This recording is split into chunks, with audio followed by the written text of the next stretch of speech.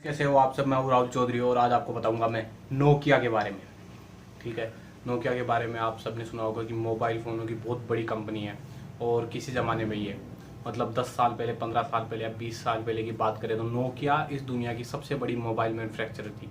मतलब पूरी दुनिया के जितने मोबाइल थे उसमें से 1/3 मोबाइल या इससे भी ज़्यादा मोबाइल नोकिया के हुआ करते थे। मतलब हर तीन में से एक मोबाइल नोकिया का। और कई कई बार तो लगभग लगभग आपको देखने को मिल जाएगा 2 में से एक मोबाइल नोकिया का मिलेगा आपको। ठीक है, तो आज इस नोकिया के बारे में बात करेंगे कि नोकिया की जो कंपनी है वो कैसे बनी थी। नोकिया शुरू में मोबाइल फ़ोनों का प्रोडक्शन करती थी या किस चीज़ का प्रोडक्शन करती थी। नोकिया के और कौन कौन से प्रोडक्ट हैं, नोकिया कौन से देश की कंपनी है, नोकिया को किसने बनाया, ठीक है, किसने नोकिया को स्थापित किया, ये सारी चीज़ों के बारे में बात करने वाले हैं। तो आइए वीडियो स्टार्ट करते हैं। नोकिया नोकिया जो है फिनलैंड की कंपनी है और इसका जो ऑफिस है या फिर कहाँ कहे कि इसका जो स्थापना हुई थी, ठीक है, इस्टेब्लिशमेंट जहाँ पे हुआ था इसका, ठीक है, वो था टेम्पररी ग्रांड डोर्ची ऑफ फिनलैंड उस टाइम पे। और ये कुछ समय तक रशिया के अंडर में भी आता था फिनलैंड। तो फिनलैंड के अंदर इसकी हुई थी और ये फिनलैंड की ही कंपनी है, बहुत बड़ी कंपनी है फिनलैंड की। अब इसकी जो स्थापना हुई थी वो है 12 मई 1865 और ऑफिशियली इसकी स्थापना 1871 से नोकिया पूरी तरीके से काम करने लग गई थी। अभी जो ये कंपनी है ये 155 से ज़्यादा सालों से काम कर रही है पूरी दुनिया में। आप सोच सकते हो कि कोई कंपनी 155 सालों से लगातार काम कर रही है तो कितनी बड़ी कंपनी हो सकती है और इसकी रीच कितने देशों में होगी। इसने 10 नोबेल प्राइज जीत चुके हैं। अब सोचिए, एक कंपनी जिसने 10 नोबेल प्राइज जीते हैं, वो भी किस फील्ड में, साइंस की फील्ड में, टेक्नोलॉजी की फील्ड में, केमिस्ट्री में, फिजिक्स में, इन सब में इन्होंने 10 नोबेल प्राइज जीते हैं। और इनके ऊपर 10 पैटेंट, 6000 पैटेंट इनके ऊपर नाम है। 6000 पैटेंट का मतलब इन्होंने कोई इन्वेंशन किया है, नई टेक्नोलॉजी डेवलप की, या फिर कोई नया फ़ोन लेके आया, या और कोई स्पेशल सी चीज़ उन्होंने जनरेट करी फर्स्ट टाइम, तो उसका जो पेटेंट कराया वो नोकिया ने करा रखे हैं 6000 से ज़्यादा। फर्स्ट जो 5G नेटवर्क लेके आए थे वो भी किसका है, नोकिया का ही लेके आए थे, नोकिया ही लेके आया था। अब इसकी जो नेट सेल्स है वो है 22.3 बिलियन यूरो, ठीक है, बहुत अच्छी सेल है इसकी। और रिसर्च एंड डेवलपमेंट में अब तक इसने 2000 से मतलब 25 सालों के अंदर 150 बिलियन यूरो से ज़्यादा खर्च रिसर्च एंड डेवलपमेंट की फील्ड में ये कर चुकी है। ये नई नई टेक्नोलॉजीज पे काम करती है, ट्रांसफॉर्मेशन, टेक्निकल कम्युनिकेशन। अभी काम किस किस फील्ड में कर रही है आज के टाइम पे, नई टेक्नोलॉजी जनरेट करने के लिए ट्रांसफॉर्मेशन, टेलीकम्युनिकेशन मतलब 4G 5G 6G, इन सब के अंदर भी ये काम कर रही है। पहला जो GSM की जो कॉल हुई थी वो भी नोकिया की मदद से हुई थी और टेक्स्ट मैसेज भी। पहला 3G नेटवर्क भी नोकिया लेके आई थी, ठीक है। अब और ये किसकी मदद से हुआ था, बेल लैब्स की मदद से। बेल लैब्स भी किसका है, नोकिया का ही है। बेल लैब जो है इसकी मैं बात बता देता हूँ, अलेक्जेंडर ग्राम बेल जो थे उनका ये बेल लैब्स है और अभी ये कंट्रोल में आता है नोकिया के। और नोकिया ने उस टाइम पे बेल लैब्स के साथ मिलकर बहुत सारे इन्वेंशंस किए थे 1925 में। अब नोकिया के कुछ अचीवमेंट्स के बारे में बात कर लेते हैं। तो मैंने कुछ अचीवमेंट तो आपको बताई दिए, जैसे first 3G network, first 5G network, इस टाइप से। तो अब आगे बात कर लेते हैं कि Nokia creation of Bell Telephone Laboratories. 1925 में इन्होंने बेल टेलीफोन लेबोरेटरीज का शुरुआत की थी, नोकिया की मदद से हुई थी वो। Next, movies with sound. 1925 में मूवी जो कि साउंड की मदद से आती थी, 1925 में इन्होंने उसकी भी स्टार्टिंग की थी। 1927 में टेलीविज़न का बर्थ किया था, ठीक है, उसमें भी नोकिया का रोल था। और US के अंदर डिस्टेंस टेलीविज़न ट्रांसमिशन की जो लाइन बिछाई थी उसमें भी नोकिया ने काफ़ी हद तक काम किया था। 1946 में मोबाइल नेटवर्क्स के अंदर बेल लैब्स ने ट्रांजिस्टर्स लेके आए थे और वो एक क्रांति का काम किया था, रेवोल्यूशन लेके आए थे मोबाइल नेटवर्क के अंदर। अब जैसे कि हम बात करें तो अब आज प्रेजेंट टाइम पे जैसे नोकिया की बीच में बात करें तो मोबाइल फ़ोन लेके आए, पूरा का पूरा जो रेवोल्यूशन है, अगर मोबाइल फ़ोनों में, मोबाइल नेटवर्क में अगर नोकिया नहीं होती तो ये जो रेवोल्यूशन आज के टाइम पे हुआ है, हो सकता है हम जो आज की जो टेक्नोलॉजी चल रही है वो इतनी डेवलप नहीं हो पाती। ठीक, अब नेक्स्ट बात कर लेते हैं। अभी इस टाइम पे नोकिया चांद पे, मून के ऊपर मोबाइल नेटवर्क या नेटवर्क लगाने की कोशिश कर रही है या लगा चुकी है। 2020 के अंदर इन्होंने मून के ऊपर 4G network 4G tower install किया है, ताकि वहाँ पे कोई एक्स्ट्रा नोड जाए या और कुछ भी गतिविधि हो उसका वहाँ पे आसानी से सिग्नल मिल सके और आसानी से उसके ऊपर काम हो सके। अब इनके अवार्ड्स के बारे में बात कर लेते हैं। ठीक है, 8 इनको एमी अवार्ड मिल चुके हैं, 10 नोबेल प्राइज मिल चुके हैं। वो किसको मिले? बेल लैब्स को मिले हैं। काम किसके लिए करता है? नोकिया के लिए करता है। इसके अलावा भी इनको 5 ट्रेंसी इंस्टीट्यूट मैकेनिकल के इनिशिएटिव मैकेनिक मशीन्स के लिए अवार्ड मिल चुके हैं। एक अकेडमी का अवार्ड मिल चुका है, 2 ग्रैमी मिल चुकी है इनको अवार्ड, और इन्होंने मून के ऊपर नेटवर्क के लिए काम किया है, उसके लिए भी इनको एक अवार्ड मिला था। और मोस्ट इथिकल कंपनी भी है ये, इसका भी अवार्ड इनको मिल चुका है। केमिस्ट्री की फील्ड में इन्होंने बहुत अच्छा काम किया है। ये एग्रीकल्चर में भी बहुत ज़्यादा काम कर रही है। अभी रिसेंटली लुइस ई ब्रूस को केमिस्ट्री के अंदर नोबेल प्राइज मिला है, जो भी नोकिया से ही जुड़े हुए हैं 2023 के अंदर केमिस्ट्री है। अब जो नोकिया की एक कंपनी है उसका नाम है HMD। ठीक है, नोकिया जब पहले 2016 के लगभग जब इसने अपना मोबाइल का जो प्रोडक्शन वाला काम था नोकिया का, वो माइक्रोसॉफ्ट के साथ उनको सेल कर दिया था और उनके साथ कोलैबोरेट करके काम करने लग गए थे। तो उसके बाद इन्होंने जब इसको वापस लिया, नोकिया ने मोबाइल प्रोडक्शन का जितना भी काम है माइक्रोसॉफ्ट से, तो इन्होंने फिर अपने अंडर में नहीं लिया। ये HMD एक नई कंपनी बनाई इन्होंने, उसके अंडर में मोबाइल फोनों का जितना भी काम है वो इसके अंडर में आ रहा है, HMD के अंदर में उस टाइम से ही। और ये भी एक फिनलैंड की कंपनी है, मोबाइल फ़ोनों के लिए काम करती है। नोकिया की कंपनी है ये, सब्सिडरी आप बोल सकते हो नोकिया की।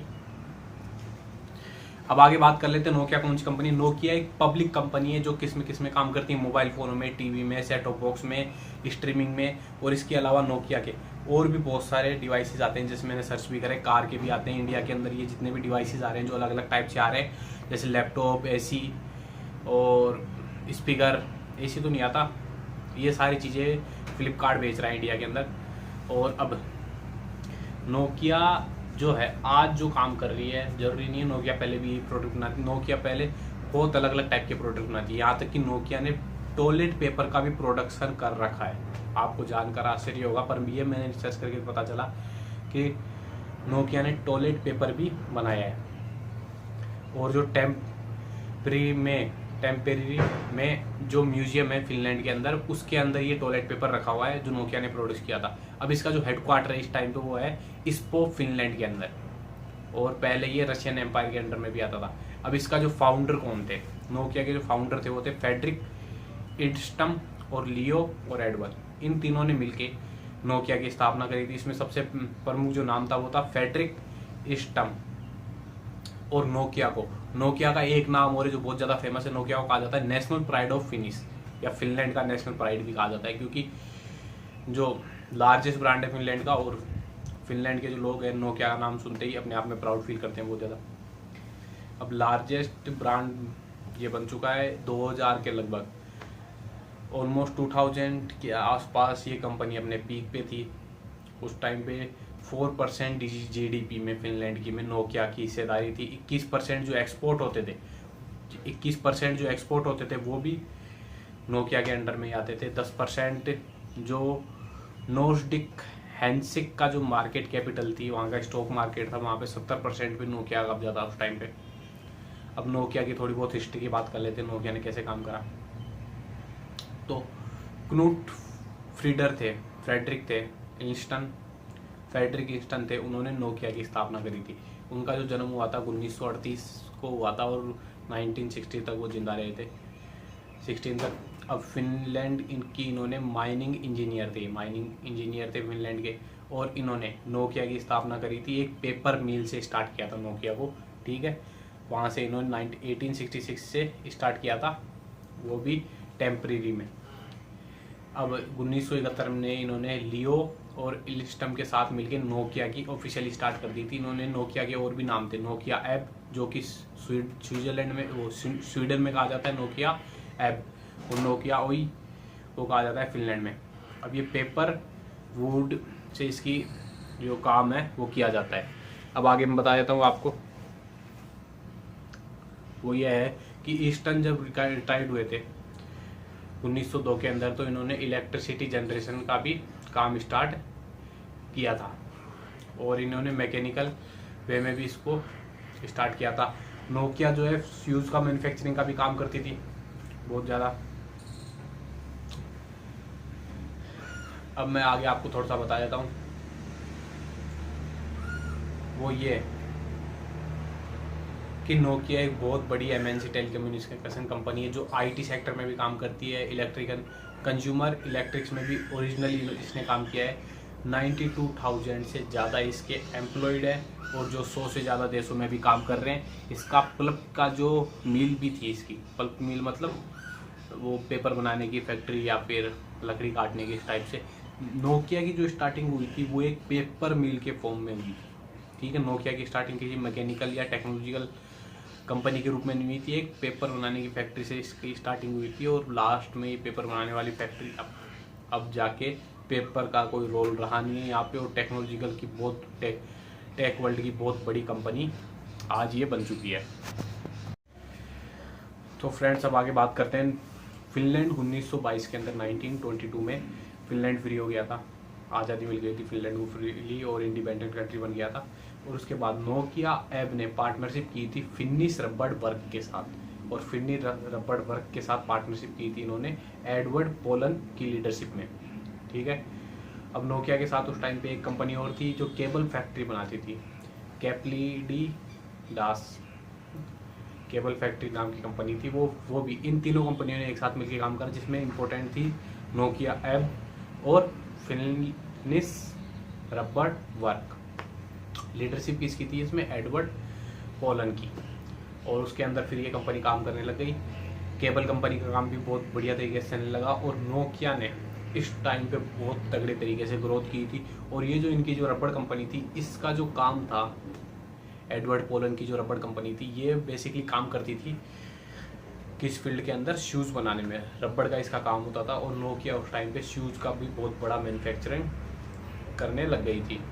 ठीक है, अब नोकिया रेस्पिरेशन मतलब नोकिया एक ऐसी कंपनी थी फिनलैंड के अंदर जो लगभग ऐसा कोई फील्ड नहीं होगा जिसके अंदर नोकिया ने काम नहीं किया हो फिनलैंड के अंदर। मतलब डिफेंस से लेके छोटी से मोटी चीज़, टॉयलेट पेपर, और क्या बोल सकते हैं उसको, मिलिट्री यूज़ के लिए हथियार बनाना, मशीन बनाना, सिविल के लिए जैसे कि कोई आप यहाँ तक कि छोटे मोटी चीज़ें भी बता सकते हैं, रेस्पिरेशन डिवाइसेस बनाना।